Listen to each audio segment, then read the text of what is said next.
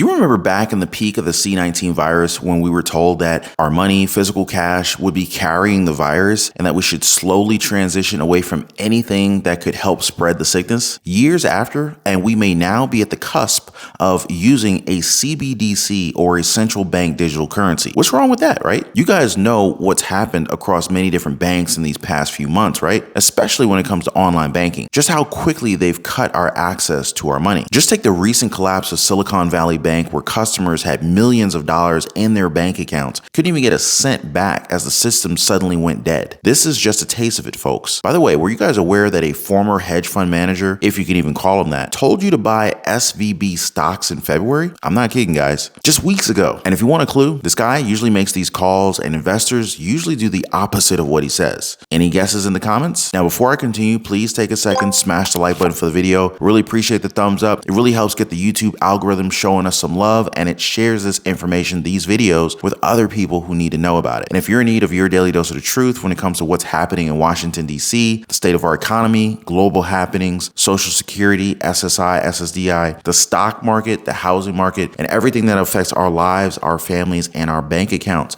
make sure to subscribe to the channel. And if you own a home, make sure your home is protected. Get your free home warranty quote. There's a link in the description down below this video. Never be caught off guard by another very expensive, unexpected home repair again. Get your free home warranty quote. The link is down below, guys. All right, so I've been warning you guys about this for quite some time now, and it's getting more traction as lawmakers. They're now trying to get a head start to stop this thing in its tracks before it does any more money harm. Think of it this way. Do you want the government to be able to see all of your purchases? I mean, like every single one? Do you want to give them the power to be able to hold your cash hostage at any time that they decide to just go ahead and do that? I'm sure that they're going to be selling this digital dollar as a way for those who receive benefits from SNAP and EBT, maybe Social Security, SSI, SSDI, to be able to get on board, especially if they're forced to get their money from here. And this is why some lawmakers are taking a stand against these dire possibilities. So here's Majority Whip Tim Emmer talking about it very recently. Today, I want to take the opportunity to talk about an important piece of legislation that may or may not yet be on your radar. Last week, I introduced the Central Bank Digital Currency Anti-Surveillance State Act to halt the efforts of unelected bureaucrats here in Washington, D.C. from stripping Americans of their right to financial privacy. Digital assets in the digital economy are the future, but the Federal Reserve should play no role in developing a central bank digital currency, or otherwise known as a CBDC. The consequences, if we get it wrong, are far too serious. The Biden administration is currently itching to create a digital authoritarian-styled surveillance-style digital dollar. And through an executive order, they are pursuing analysis on a retail CBDC that would not be open, permissionless, or private. In fact, it would be ridden with significant risk to Americans' privacy, security, financial inclusion, and a whole lot more.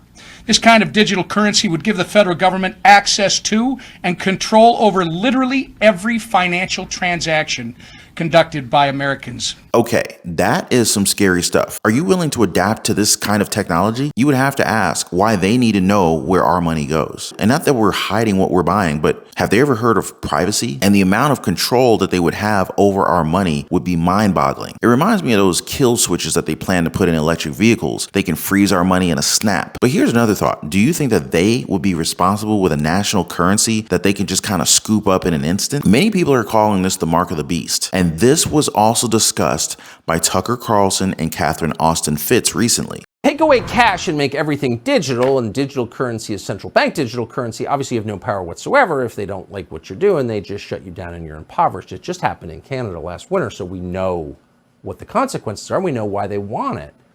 So that couldn't happen, right? Well, we may live to see the day that it does happen. And here's the latest sign that it may be happening. The number of banks and ATM machines in this country are in steep decline. Far fewer than there were just a few years ago. And in some countries like Australia, they're going away at high speed. So this is not something that anyone voted on. This is something that they're just doing, whether you like it or not.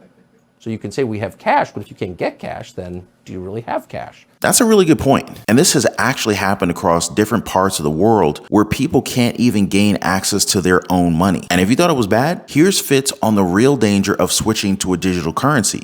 So, Tucker, the one of the bedrocks of freedom is freedom to do financial transactions, including privately, or freedom to do where you want to do and wherever you want to do. And unfortunately, as the financial system has become more and more digital, you see more and more not only invasive surveillance, but more and more controls. You referred to Canada, perfect example. And the reality, as the financial system gets more controlling and more invasive, it's a little bit like bringing up a corral around us. And CBDCs, central bank digital currencies, and vaccine passports or digital IDs are sort of the last shutting of the gate.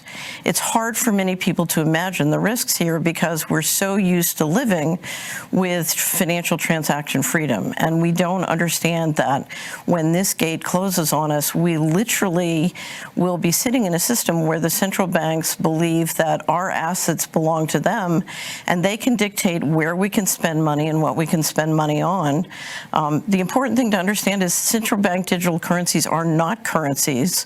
It's a financial transaction control grid, and it gives the ability for the central bankers, and they've said this publicly, the ability to not only set the rules centrally, but enforce the rules centrally.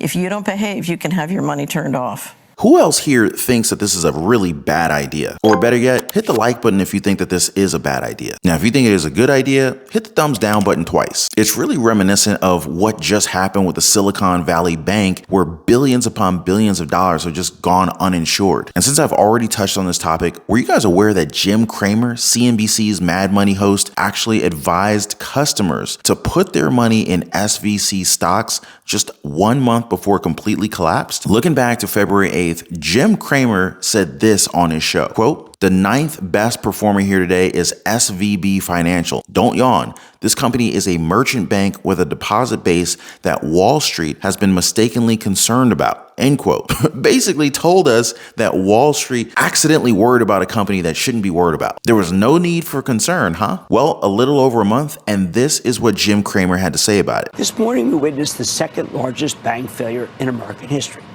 which naturally created a wave of fear as the day went on.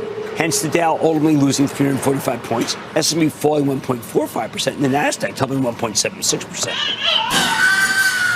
The fear actually makes sense. Does it, Jim? Does it make sense that you drove some investors into the worst financial decision of their lives? This just shows how little you can actually trust these guys with your money. Now, at the end of the day, it's still up to us to put forth due diligence with our investments because it's our money. They didn't work for it. We did. We sacrificed our time away from our families to be able to earn it. We got up early on mornings that we didn't feel like getting up. We'd rather sleep in. But no, we got out of our warm and cozy bed, hopped in a cold shower, sat in hours and hours of traffic to go and work for a boss that we don't even like, to earn the money that they told us where to inappropriately invest. Did any of you listen to Jim Cramer's bad advice in February? And are any of you looking forward to a digital dollar that we may not be able to control? Let your voice be heard in the comment section down below. Now, I'm also looking forward to cash is king comments. And on that note, cash flow is also king. The stronger our cash flow, the better that we can weather this economic storm. But we have to wonder, what can you do to get financial freedom back? Now, many people are looking at investing in gold, and for the best way to invest in gold, there's a link in the description down below of this video so that you can check that out. But you can also start by checking out the description down below and look for opportunities that may be a fit for you and for your household. You can also feel free to join us in the Patreon community. There are links for that as well. There's plenty that we can talk about in terms of creating side hustles,